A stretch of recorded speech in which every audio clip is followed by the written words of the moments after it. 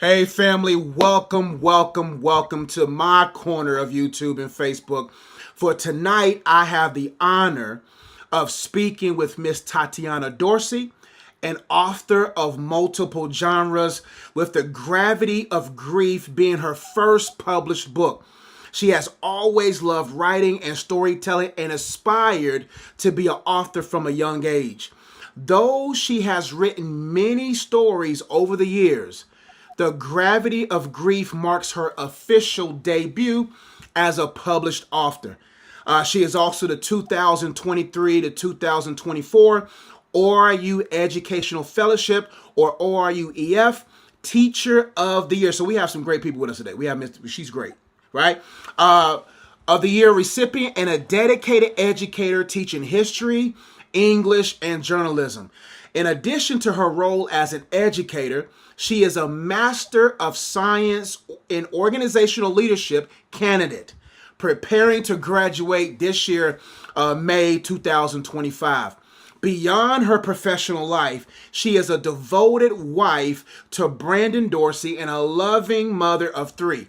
Her personal story through grief, including the loss, I'm sorry, make sure I read it right. Her personal journey through grief, including the loss of her father in 2024, inspired her to finally share her voice with the world through the gravity of grief, creating a space for others to find healing and hope. She is passionate about helping people find purpose in pain, hope in the most hopeless moments, using both her writing and her leadership to serve others. So please give a warm welcome to Miss Tatiana Dorsey. How you doing, my sister? I am doing great. Thank you, Izzy, for that wonderful introduction. Yes. The honor is mine. Well, first I just want to say it is an honor to be on here with you. I call you the writer's writer. I call you the Thank most you. go getting individual. And so it's an honor to share my community, my YouTube viewers and Facebook followers with you. So my first question is, how has your personal story shaped the message of this book?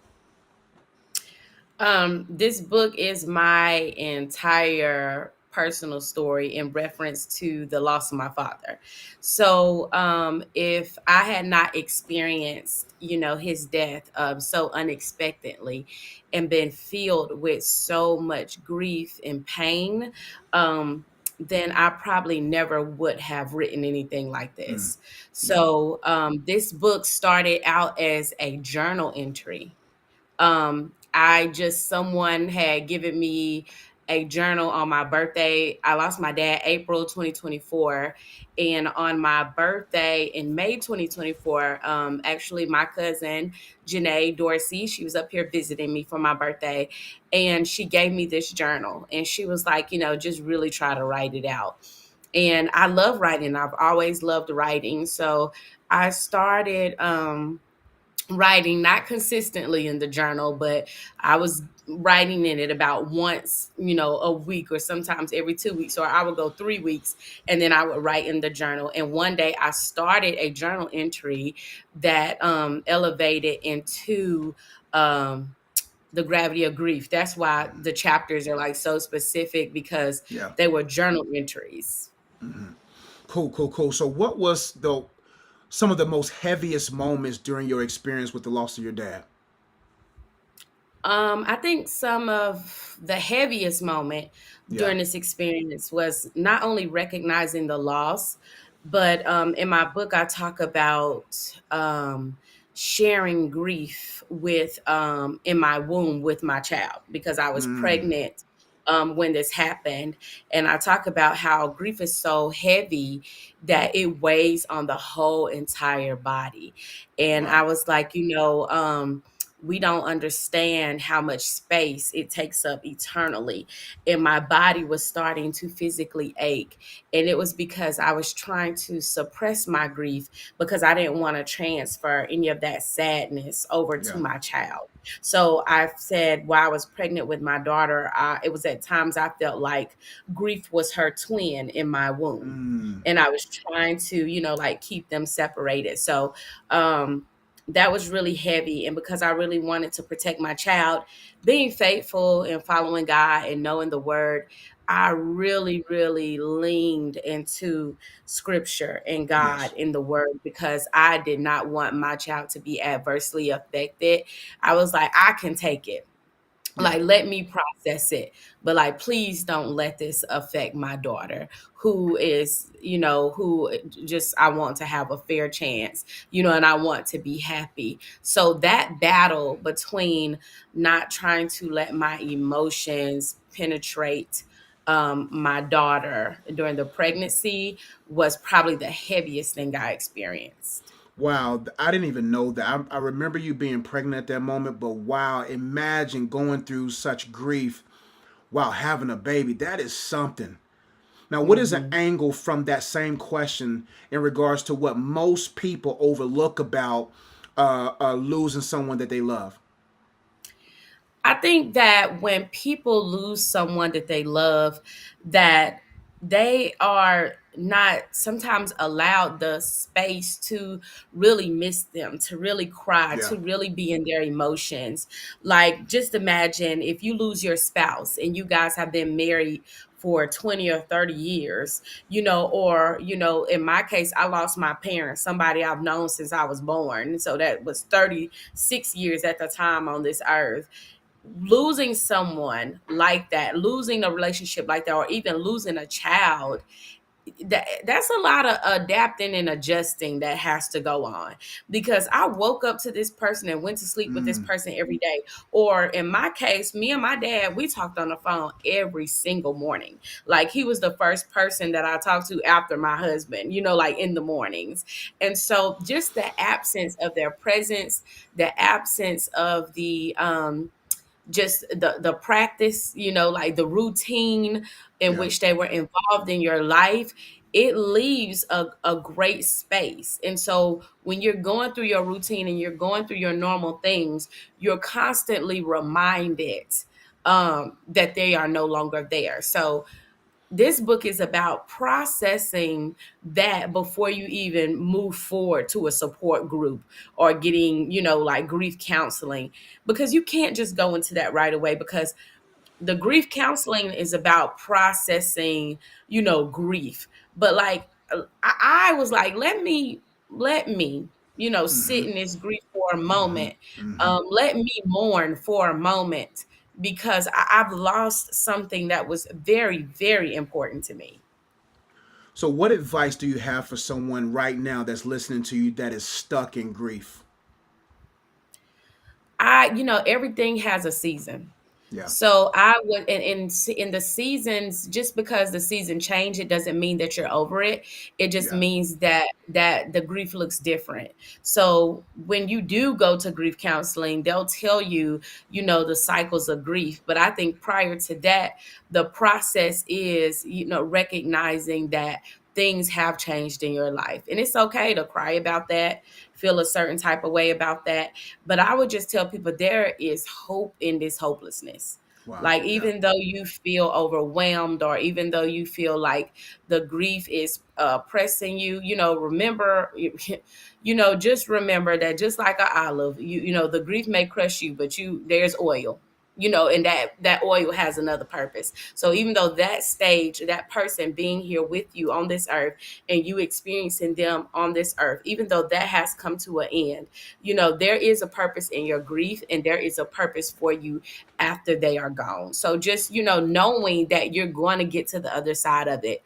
In my book, I talk about how it started and how I was in the middle of it. And now Mm-hmm. I said I'm not through it, but I'm on the other side of it. I'm Wow, on the other side of it.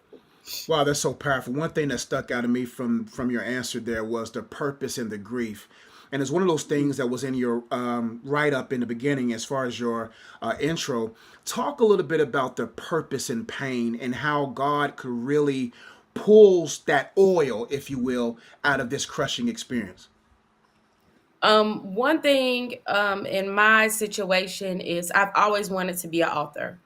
I Mm. have written so many stories that are unfinished that Yeah. I should be like I should have series of novels, you know, For sure, for and sure. things like that. But I would always start them and I would Hmm. not finish them. Like I'll be like, oh, I'm gonna let this sit, like I'm stuck, you know, in this and all of these different things. But when I started writing The Gravity of Grief, and it started out as a journal entry, you know, I was forced to finish this book because the grief was like, Hmm. you know, you gotta, I had to get it out of me some type of way. Like I had to begin Yeah, to process it. And for me, the best way to process it was to begin to write down what happened. Because, like a book, if I know the yeah, beginning of the story, then I can work towards the end of the story. And yeah, I told myself, I said, man, you know, Daddy, I wrote this book for you. And it's crazy that it took your death for me to finally finish and pen a whole entire book and finish it. And so I think the purpose of my grief was to prove to me that things do end, you yeah, know, and that was kind of, you know, when you have your parents, you grow up with your parents, they're there since birth. So you're like, they're never going to leave. Like, you yeah, never expect them to yeah, die. You know, the same thing, like if a child dies and you're their parent, they die before you, like, why is my child no longer here? I should be gone before them. It should be the other way around. So when it comes to, you know, some type of deaths, we never expect people to go. And the Bible says we don't know the day nor the hour, you know, and but so I would tell people that this taught me that a end is coming. I knew it was, but I just didn't know when. And yeah. so now that I have experienced it, I know exactly that there's like I said again, a other side of it. Like I can Yes. get to the other side of it. Now that the other side is realistic, and I know all these other steps and all these are emotions are what I had to go through to get to the other side of it. That is so powerful because oftentimes I tell people that the negative experiences that we experience in life, like grief or anything of that nature, has to be fuel. It has to fuel something. Like if Hmm. we don't take those emotions and actually use them as fuel, like you said, we'll never get to the other side.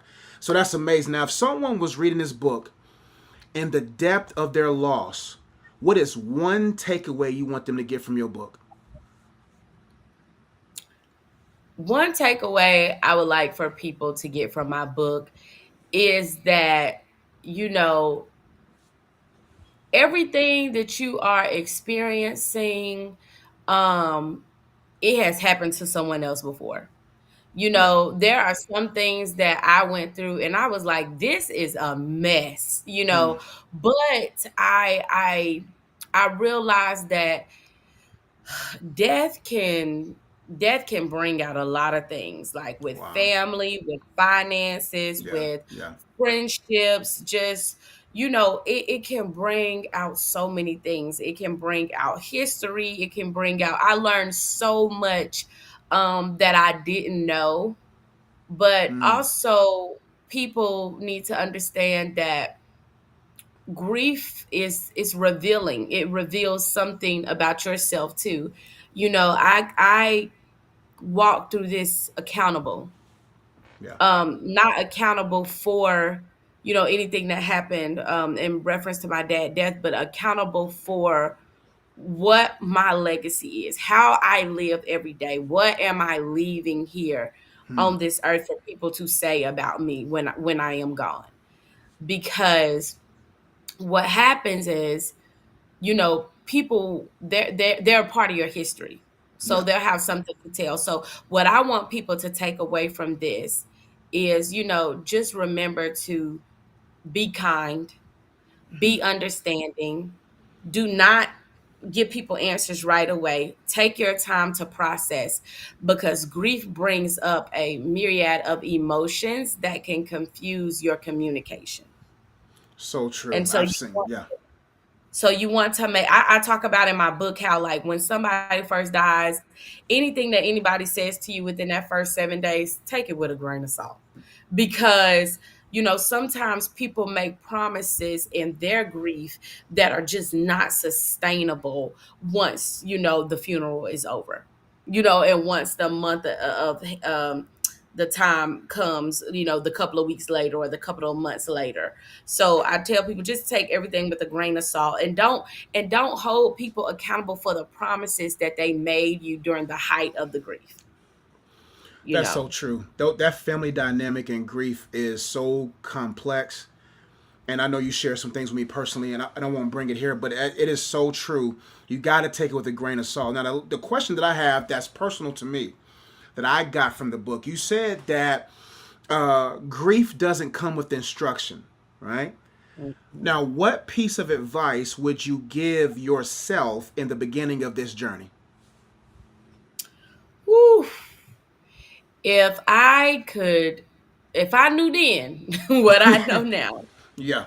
I would have told, I would have, well, some the best advice I would have gave myself is to, just take your time. Hmm. But on a lot of things, I couldn't take as much time as I wanted because my For hand was sure. kind of forced. Yeah. But what I would say is, anybody who's experiencing it, do take your time. Do what you have to do, but just be careful with making decisions. Make sure that you're operating at a space of assignment Hmm. rather than a space that you emotionally feel like you're entitled to operate in. When people pass away, they have their wishes. And if they left those wishes or they shared those wishes, try your best to just follow those, because that's your last way of honoring them. That's your last way of honoring them. So if I could give myself advice, I would have said, slow down, baby girl.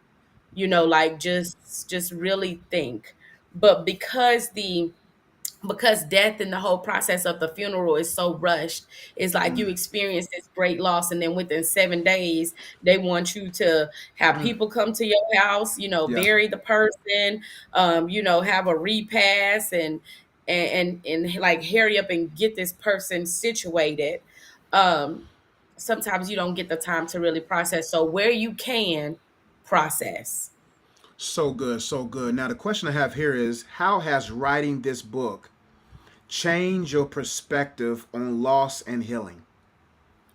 Oh man, it has turned my perspective Hmm. upside down. It has made me have so much more empathy and so much more compassion for all perspectives of loss. Yeah. Initially, when I lost my dad, in hindsight, I could see how at times I was very selfish with the loss, because me and my dad were so close. I felt like he explicitly belonged to me. And I didn't Hmm. always honor the relationships that he had with other people, like, Gotcha. my siblings, his friends, and what I came to realize is that my dad was so loved because he had relationship with so many people, and that relationship dynamic with so many people looked so differently, that he had a way of making everybody feel that they was his one and only, right? Yeah. And so I really want to tell the people out there that loved him and everybody who had a relationship with him that, you were so special to him, and he loved you so very much. And I am learning to just be more compassionate about other people's stories Hmm. and other people's perspectives and how they are feeling, and know that I'm not the only one who has a connection or a story or that is going through something. And I feel like sometimes grief can just, encapsulate you to where you feel like you're the only one that's going through it. I talk about in my book how, when they told me that my father had passed, they told me they was going to bring him into the room, I'd say in the book how I kissed my last kisses, and Hmm. I hold his hand for the last time, and I thank God and I have gratitude for the 58 years that he was here on this earth, for the 36 that I got to spend with him, but also, also, for the 6 years that my husband got to have relationship with him, Hmm. and for the 2 years that my son got to have relationship with him, and then the 16 years that my oldest son had to have Wow. relationship with him. Wow. And I was like, when I put it numerically, I was like, it doesn't matter who had the longest relationship or who had the shortest relationship. Everybody got to have, this experience with him. They got to experience him. And I just had to realize that everybody time mattered. Wow. That's an amazing perspective to have, right? Now, transitioning a Mhm. little bit, let's talk about the actual process of putting this book out. How does it feel being a published author? Oh man, it feels great. I remember when I decided. You remember me and Josh, we worked together, and you remember we had just finished a teacher meeting, and I Yeah, had told you in the teacher meeting, I was like, I'm writing this book. It for is sure. called The Gravity of Grief. And you was like, ooh, the gravity of grief, that's I good. felt that And title. I said, "Ooh, we that's got good. That's a good one." yeah. And we got to talking. And I remember saying to you, I was like, I'm gonna need your help because I don't know what to do. Like I know how to write, but other than I don't that, know what to do. I don't know Yeah, what the next steps are. And you was like, yeah, I'm going to help you. I'm going to help you do this. I'm going to do whatever you need. So you actually made all of the hard part, the publishing, the cover, gotcha. the getting all of the the legalities and all of that stuff Mm-hmm. in order, very easy. So I Yeah, thank you so much. I have so much gratitude for you taking the time to help me and reading and telling yeah. me what you thought and everything like that. But I mean, man, Mm. when you get the feedback and you get your author's copy and then you Ooh, get to say, yeah, this is good, and you get to say publish, and then you see that thing pop up online. ooh. It is definitely amazing. It's amazing. Now, how much of the weight of gravity? Now, I know grief has a weight, but what lifted you once that book was published? What is inspiring you now? Now that that book is published. Um, the thing that's inspiring me now is that stories are a beautiful thing Yeah. because they travel. And even if somebody doesn't read the whole book, if they get to page 20, if they get to page Mm-hmm. 15, there's going to be something that they can take away. It's something that everybody can relate to. So just finding that hope and hopeless moments, there are even parts in here where you can giggle a little bit. So just finding that hope in some of your most hopeless moments is what elevated me because the gravity, it's a double entendre. Like, the gravity Yeah. of grief is heavy, but Yeah. also going through the process of grief, it kept me grounded. It kept me down. So like, Mm. I got to be lifted because I was able to understand more of what I was going through. And now I'm ready to go sit in a group with some people and be like, Yeah. this is what happened, like this is my loss. But so I feel like, gravity, it was tethering, but then it Yeah. wasn't. Hmm. Wow, that's amazing. So, what is the last word, last thing you want to share with everyone online right now who's going to watch this 1,000 years from now? What is that last thing you want to share with them? Let them know, hey, this is what I have for you in the toughest time of your life. What I have for you in the toughest time of your life when it comes to grief. And I also share this in my book. So I am going to tell you guys to please make sure you go out and buy Oh, they The can't Gravity see. of Grief. Go slide Oh, over. The Gravity of Keep Grief. going. There you go, right there. There, a little Please bit, more, make little, sure little that bit more, little bit more. there we go. No, the other way, There the we other go. way, other way, other way. Oh, oh, oh, oh. There you go. Well, There you I go. would say, please make sure you buy The Gravity of Grief from Amazon. You can get the ebook, you can get the paperback. But I will tell people one of the most important things, and someone share a tidbit of this with me, and then I elaborated on it, is that when you lose someone, think of it as the end of their history. And think of their gravesite as a historical marker. Just like how we go to DC and we see all the Mm-hmm. monuments and we see all of these people that did have done great things. Think of that person's gravesite as the same thing. When I Yeah. go visit my dad at his gravesite, I remember the great things he did. I Mm. remember the vision that he casted. I remember the legacy and the things that he said he wanted me to do. And I say, this is where his history ended. But, I will make sure that he is remembered. And I will make sure that the things that I go on and do are, to honor myself, to make sure that I am being the best version of myself Mm-hmm. because his history wanted that for me. Like that's what he wanted for me. So, they said if you don't know your past, you can't live in your present. So, remember those who are gone. Remember the great things they did here. Remember the things that they told you. And I just want people to know that there is another side. And Yeah. gravity is not something the gravity of grief is not something that we get over.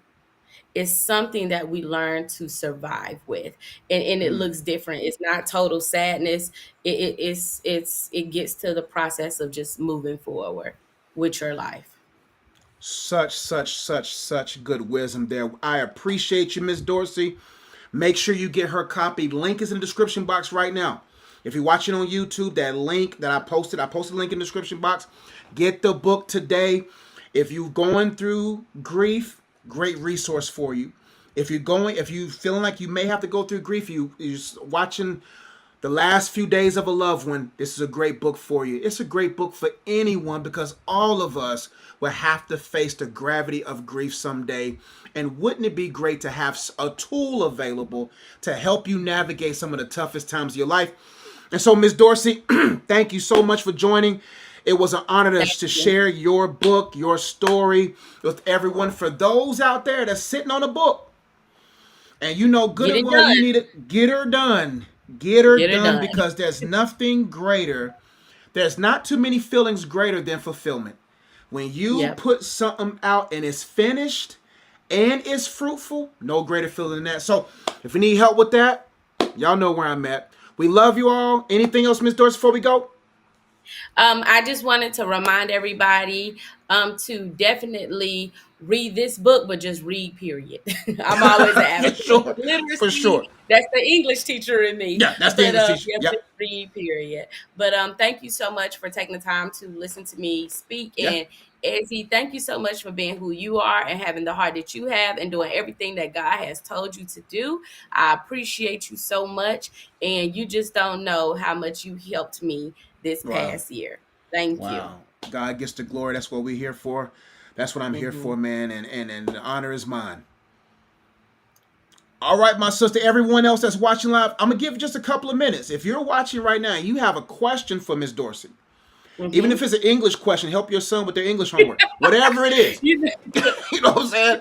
So if I'm going to give about a space for 30 seconds to a minute, if you have any questions, type it now for Miss Dorsey. If you have time, I'm sorry, I should have asked that first. oh yeah, I have time for questions. All You right. know, I have time for questions. Oh, I know someone asked me, did you Okay. have a Okay. question coming? Nope, not I yet. Not yet. someone asked me, they said that they read the book and they thought it was amazing when I spoke about churches and how churches no longer have Mm. cemeteries. Mm-hmm. And I told them, I said, yeah, it was something that I didn't think about, that churches have become so transient. A lot of churches now don't have brick and mortar buildings anymore. And so without them having the brick and mortar buildings, that means that they don't have a lawn out back that has a cemetery. And Wow. so, like, what does that look like for us now who may go to churches that set up in schools or YMCAs or something like that on the weekend? Like, where do we bury our church members who belong Wow. to this church? And people was like, I never even thought of that. And I said, yeah. And I was like, we allocate land, for schools and for housing and all of these different things like that, but we have taken away the right for churches to honor their members in death as well by planting them behind the building of the pews that they sit in every Sunday, Wow. you know? And I was like, we don't think about that. So it was very just something that was out of sight, out of mind for me until my dad passed away. And I was like, man, his church doesn't have a cemetery. Our church doesn't have a cemetery. And I had to go pay for a plot, at the Yeah. cemetery. And I was like, wow, that is very expensive. For But that's sure. something that's been taken away from us because land has become such a commodity. But that's a whole different conversation. But Yeah. I just wanted, so that's why I wrote about that, because that's what happened to me. And that's when I thought about it. Wow. That's something to think about for sure. Hmm. So, last 30 seconds, y'all. because we both got kids and spouses. We got to get out of here. You know, can't Yeah, be here that's all true. day. Yeah. All right, Miss. Let me see. Go ahead, Miss Dorsey. Go ahead. What else you got? No, I was just looking to see. I have a whole bunch of text messages that are coming in, so I was just trying to make sure, Yeah, you let's see know, if you watching. Text Miss Dorsey a yeah. question. Well, but yeah. Oh, the another thing was about the phone numbers. Okay. I talked about Oh how, yeah. I talked on the phone to my dad every morning, and sometimes absent-mindedly, muscle memory, Yeah. you'll pick up your phone and call someone right quick. And one day I called, and is nobody picked up because they wouldn't. It was my dad's number, but Yeah. I got a text message back, and it was like, "Hey, I missed the call. Who is this?" And I was Mm. like, "Wait, they gave his phone number out already." And that's when Wow. I learned the process of phone numbers.